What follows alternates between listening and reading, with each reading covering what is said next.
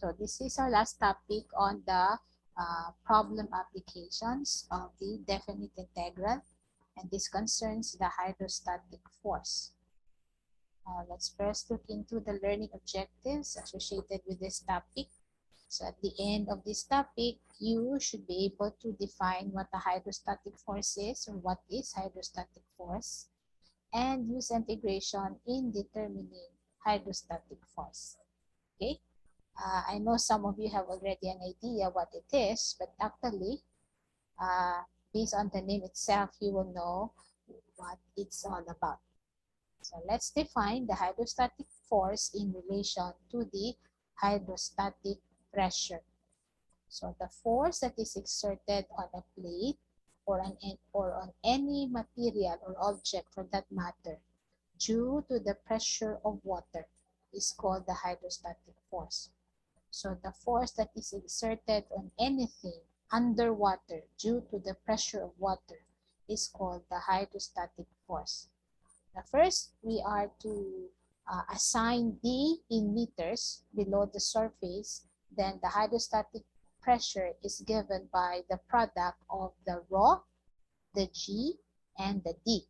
This rho, the rho that I mean here is the density of water, this one. The G is the gravitational constant, and the D is the distance in meters below the surface of the water. Of course, common sense tells us that the portion of the submerged object or material underwater is the one that is experiencing what we call as the hydrostatic pressure. And as associated with this hydrostatic pressure is the force. But since we need first to determine the formula for the pressure, so pressure is equal to the product of the density of water, the gravitational constant G, and the distance in meters of the portion of the material that is submerged in water. So that's the D. Now, it's defined in here. Okay. And then we're going to assume that the fluid in question is water. And since we're going to be using the metric systems in this case, the density of water for that would be 1,000 kilogram per cubic meter. And for SI, the G is also 9.81 meters per second squared. So meaning the first two variables that you see in the formula for pressure, they are all constants. So density is 1,000 and G is 9.81.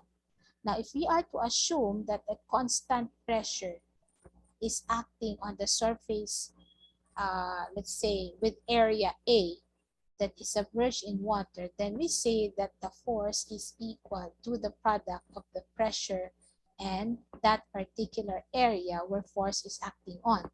This is taken from the definition of pressure, which is force acting on a particular area.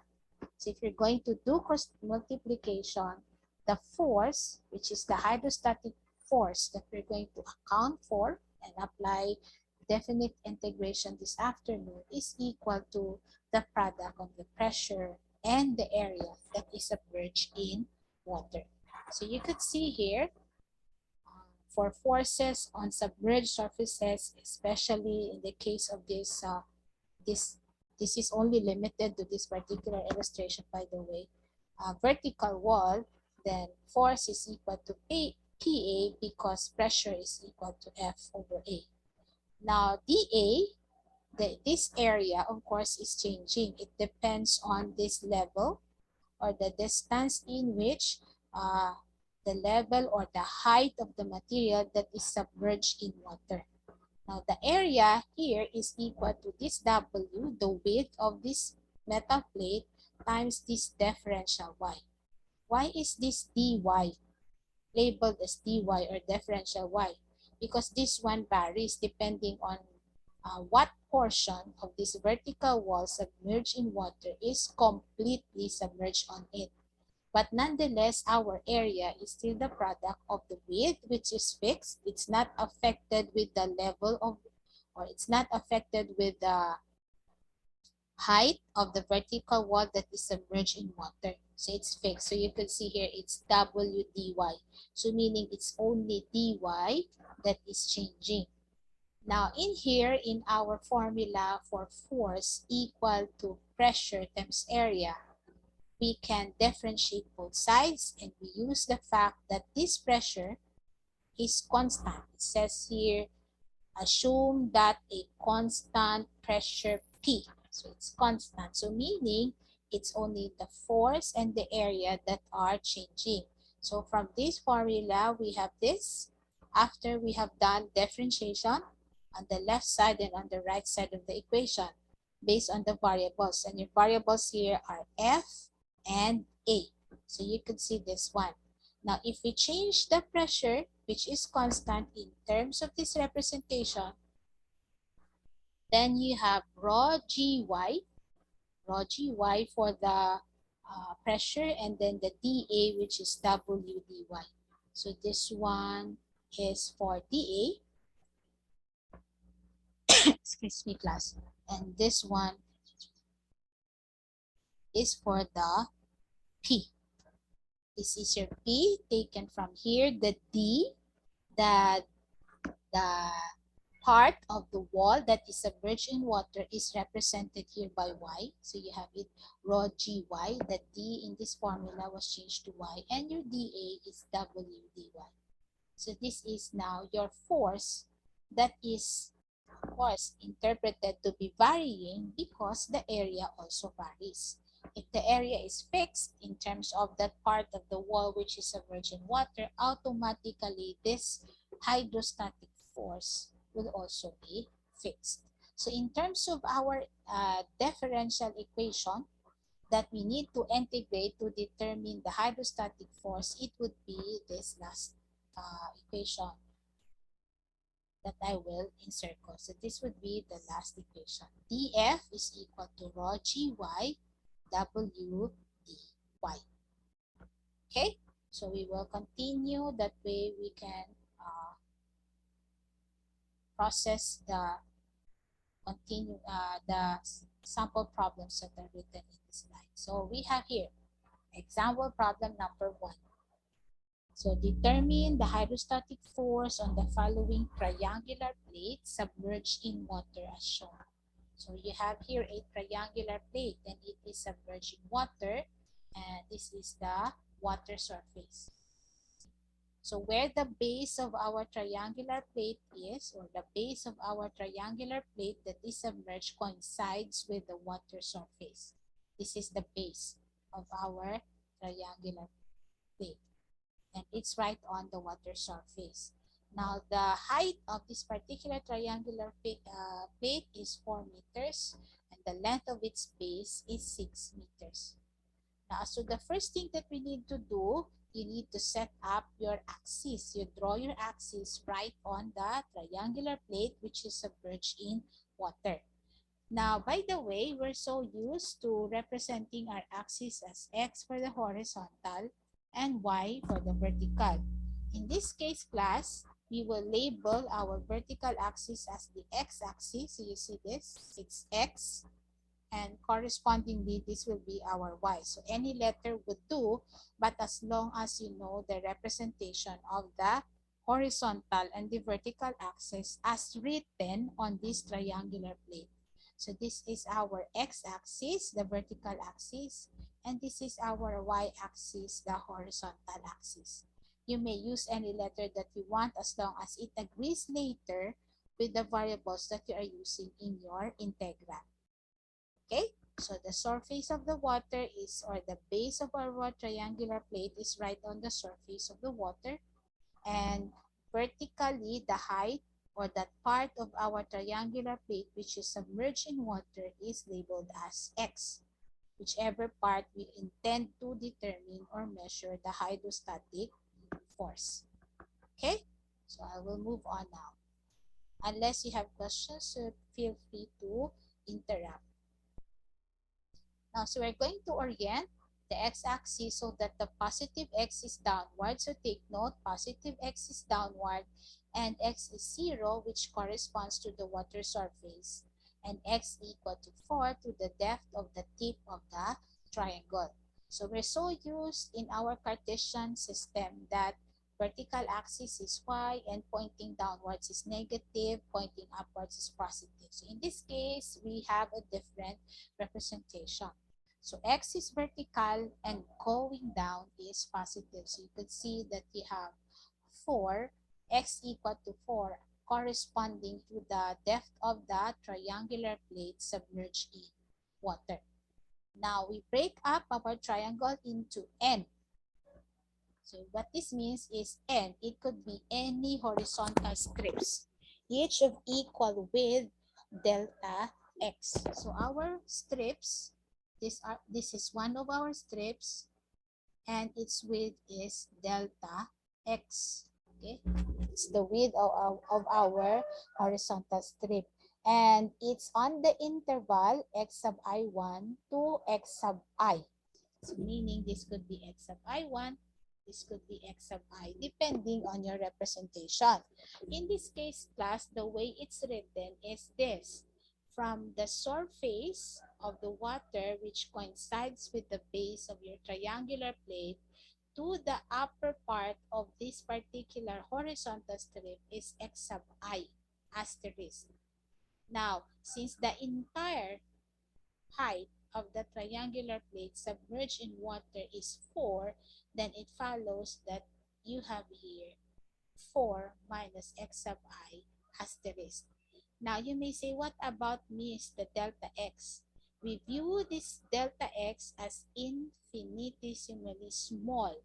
That way, this particular thickness, which is delta x, is negligible compared to the representation of the x sub I asterisk and the 4 minus x sub I asterisk.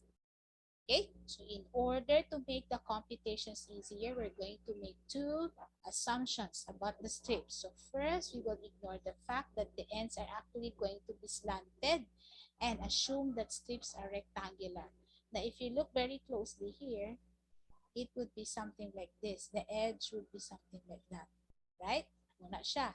But we will assume that it's like this. Why? Okay. If delta x is sufficiently small, this will not affect our computation much, because if this one is very small, there won't be any slanted part in here, in this part in here. So more or less, it's like one rectangular strip rather. Now, that's our first assumption. Okay. Our second assumption is delta x is small enough that hydrostatic pressure on each strip is essentially constant. So we go back to the first assumption that this one is negligible, the variation, because it's connected to the second assumption that this delta x is small enough that this time we associate it with the hydrostatic pressure, that the hydrostatic pressure on each strip, depending on the number of strips you have divided your triangular plate, is constant. So the representation of the strip that you see, or the strip, is represented in here like this. Okay, let me just rewrite delta x. So this is your delta x. So this is more or less 0. Or that's infinitesimally small or small enough that the hydrostatic pressure is constant, and we can neglect this variation here on the side of our strip. Now, we have to apply the concept next of similar triangles. So we will have one big triangle. This is one big triangle. And say we'll have one small triangle. This big triangle and this small triangle are similar because the angles here are said to be equal or congruent. Okay, the term that is used in your plane geometry, they are equal or congruent. So if you do similar triangle principle, the big triangle will have a base of 3 and a height of 4. So you see that it's 3/4. The small triangle, this is the small triangle, will have a base which is 8 and a height which is 4 minus x sub I asterisk, this one. Now, why the need for such? Remember that when you make or when you rather draw horizontal strips here, class, the horizontal strip that you have here will be different in length than this horizontal strip. So they are different. So in that case, this A also changes. The length of the strip wherein A is a part of is changing. So it follows that this A changes. And since this A changes, we need to look for a formula or an equation that will relate A as a function of x sub I asterisk or x sub or x for that matter. X sub I asterisk or x. Why? Because when you integrate and you have two variables, x and let's say a, which changes depending on the location of the strip here on our triangular plate, that is really impossible. In integration, we only have one variable to integrate. So as such, you have to find an expression for a, which is changing in terms of this x. Okay? The height of your horizontal strip based on its placement or location in the triangular plane. So your A now is this. Now you may wonder where is it taken from. All you have to do, these 3/4 is multiplied to 4 minus x sub I asterisk due to cross multiplication. This entire thing is multiplied to 3/4. So this is the expression that you are getting for A. Now, what will happen now if you have A and you are now, of course, your next task would be to write or set up an integral that will represent the hydrostatic force. Okay? Now, we will proceed.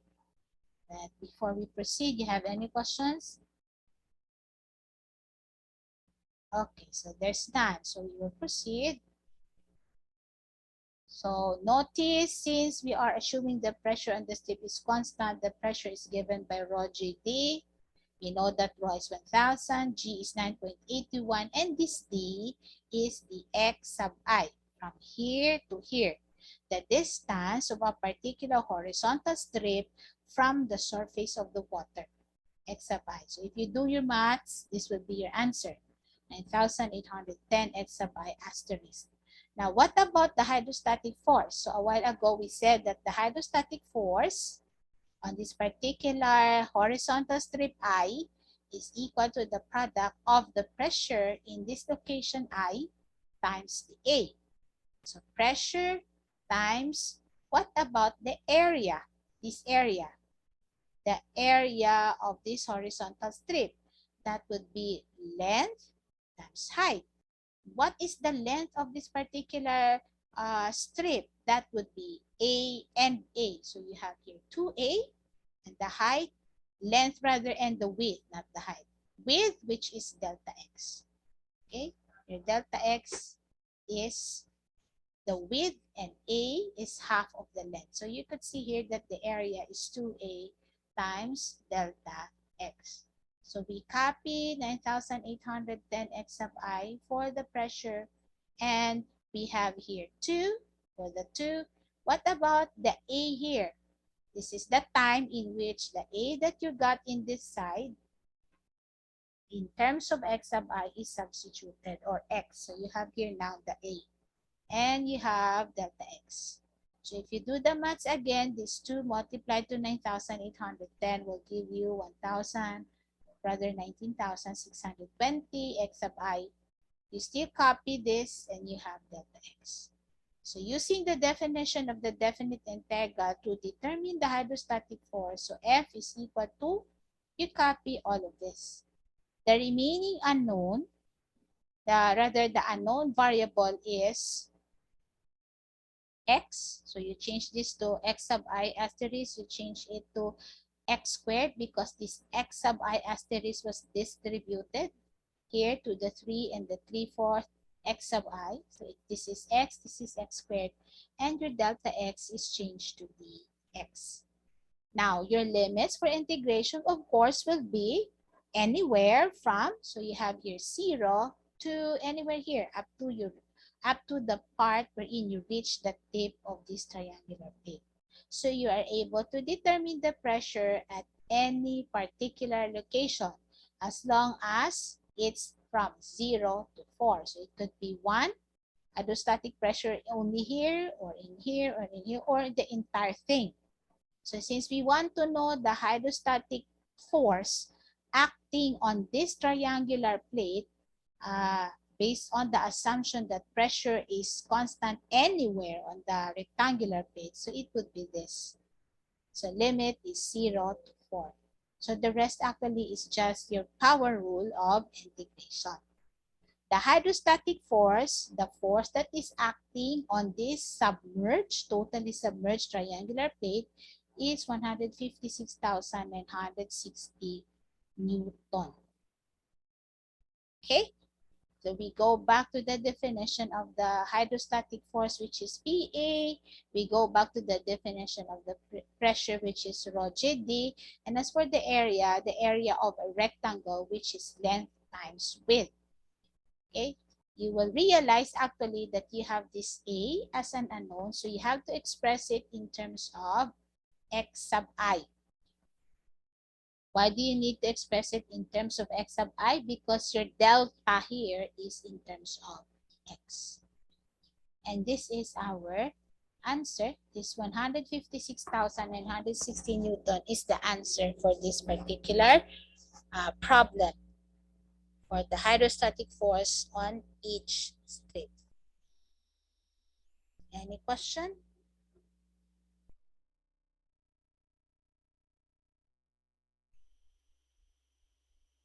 Any question, class? Shonan? You're only 12. I don't know where the others are. Anyway, so we'll proceed to the second example. For the second example, you have a circle, a circular plate. It could be a circular disc. Your unknown is still to find the hydrostatic force on this particular circular disc of radius 2 that is submerged 6 meters in water or submerged 6 meters. Now, submerged. The other one, here, the surface of the triangular plate is right on, rather the base of the triangular plate is right on the surface of the water. This time, it's not right on the surface. It's 6 meters underwater. The circular plate is 6 meters underwater. Now, how do we find the hydrostatic force in here? So first, we're going to assume that the top of the circular plate is 6 meters underwater. So this is the top, and it's supposed to be 6 meters underwater. This is the water surface.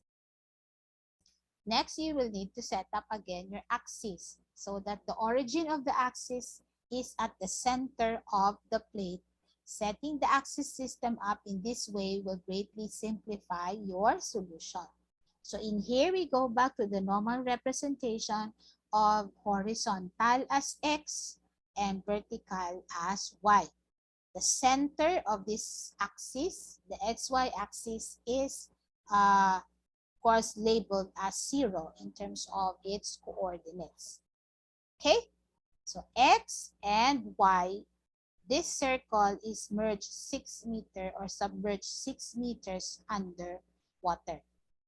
Now, finally, we again split up the plate into n horizontal plates. So just like with the triangular plate, you can draw as many rectangular plates that you can draw here.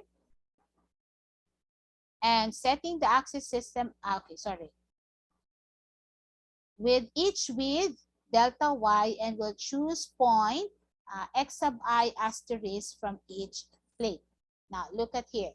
So your width of the horizontal strip, I will annotate, the width of this horizontal strip is 1.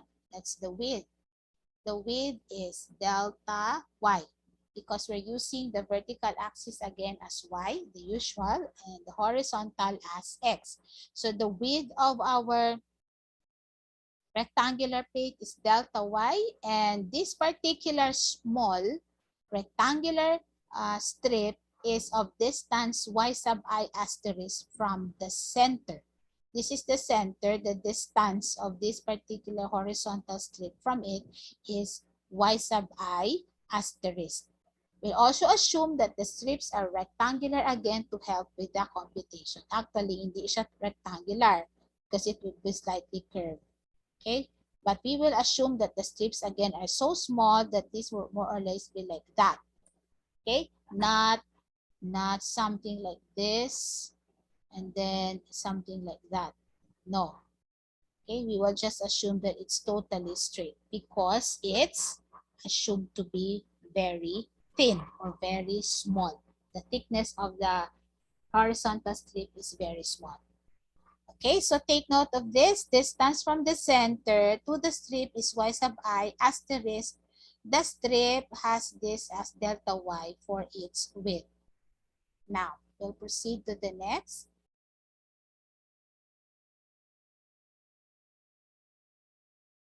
Okay.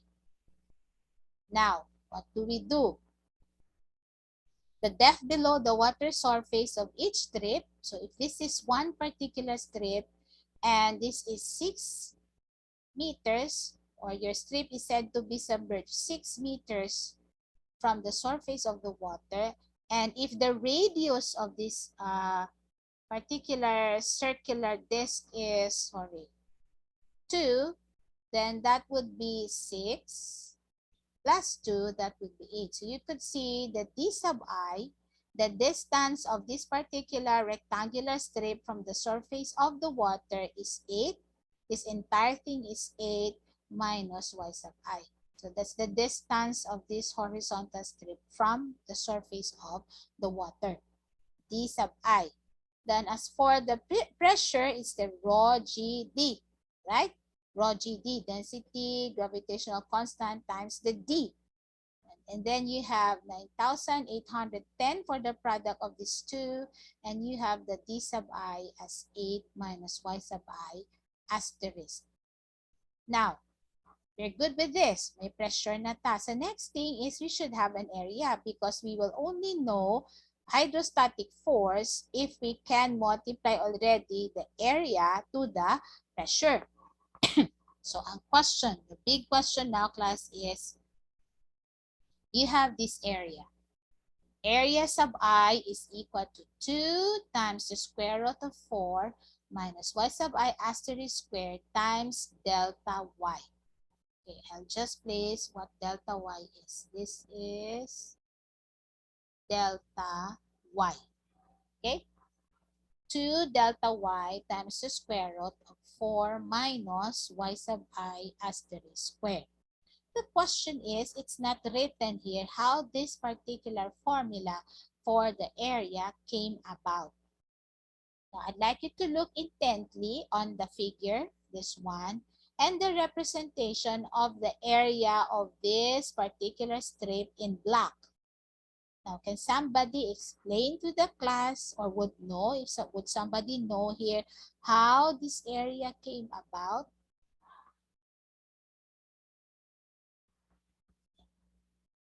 How did this a sub I equal to 2 times the square root of 4 minus y sub I asterisk squared came about?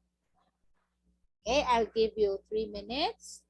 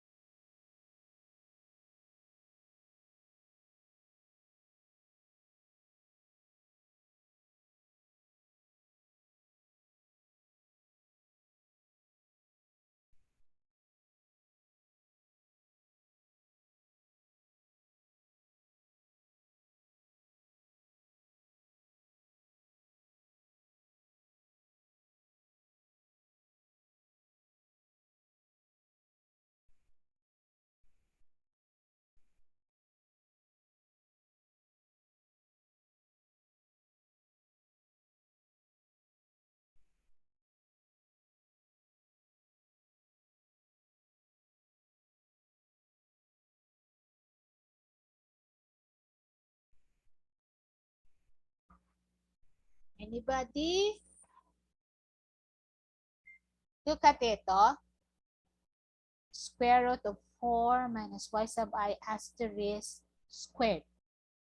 Do you have the slightest idea why do you have the square root? And you could see that the terms inside are squared.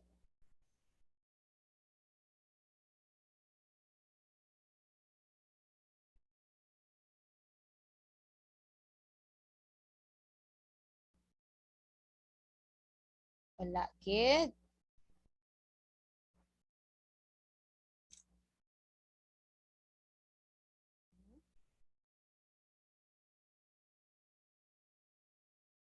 Okay. I'll have a different color this time. I'll use green. Hopefully it could be seen here, or red or pink. Now, I will start here from the center. Then I'll draw a line. Sorry, it should be like that.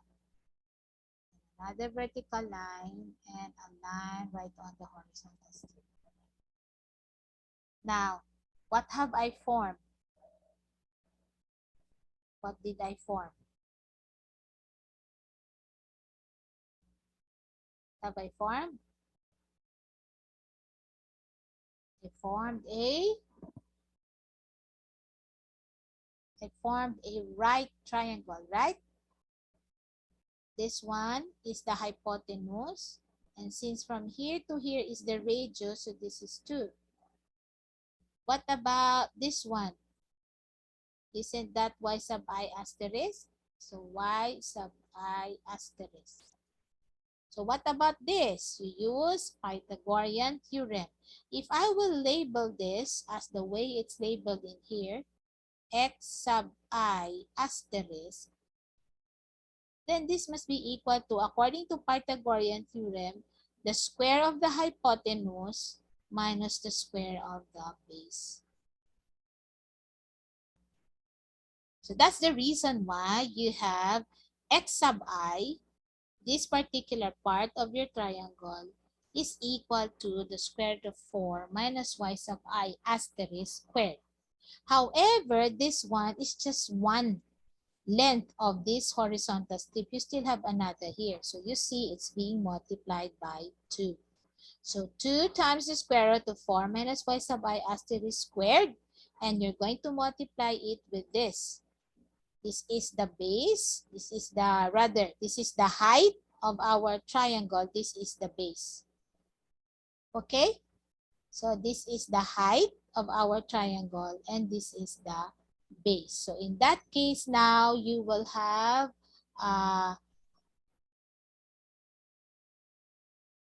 hypotenuse minus square of the hypotenuse minus the square of the base is equal to this one, the height of the triangle. Okay? So you have that. So you go back to the pressure area product equal to the hydrostatic force. This is your pressure. You copy everything. 9810 times the quantity 8 minus y sub I asterisk. Now, this is just one side. What about this? So that is why it's multiplied by 2.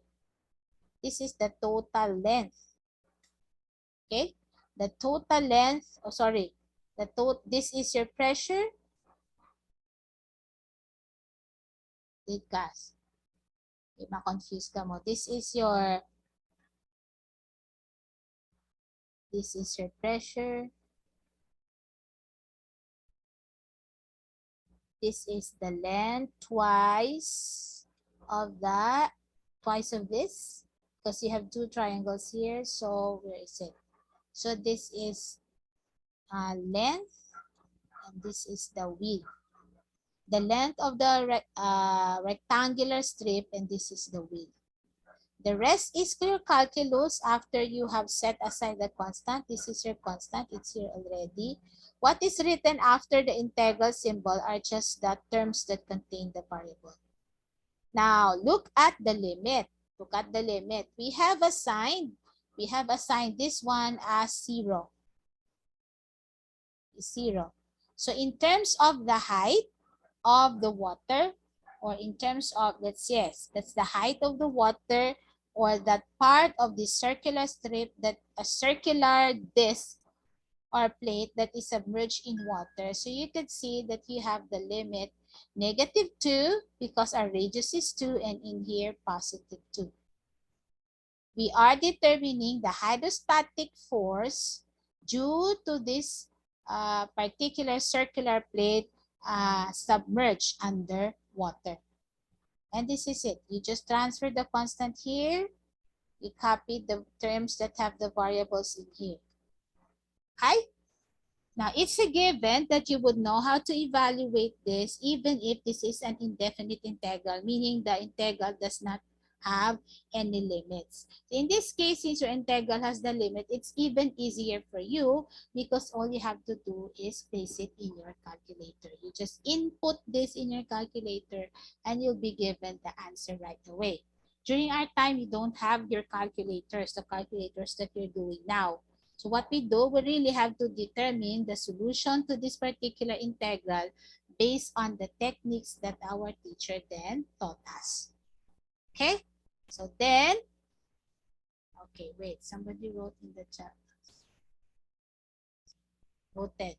Now then we go to, I'll just close this one before clearing the markings. We'll just have this evaluated. So in here you have this and this. If you distribute 19,620 to 8 and this square root, and then this one and this and this. So you have two terms. Okay, this is your first term and this is your second term.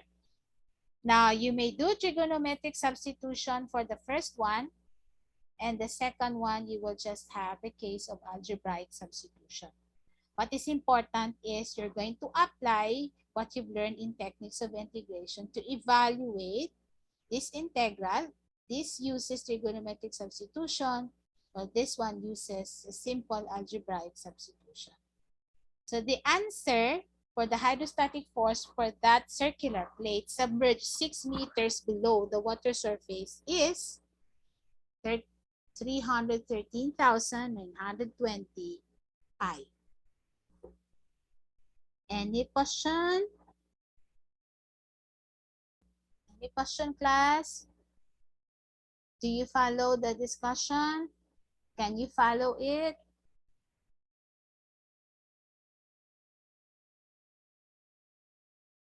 O, ka mga bright sa ako ni estudyante. Sige. So, I'm happy. So, somebody wrote here Pythagorean because your figure is triangle. That's correct. Okay. So, now we will proceed. Do you have any questions here? Our last topic, multiple integrals, will probably just use around 30 minutes because, as I've said, it's procedural and you know already how to evaluate integrals. Any question for this particular last topic in problem applications?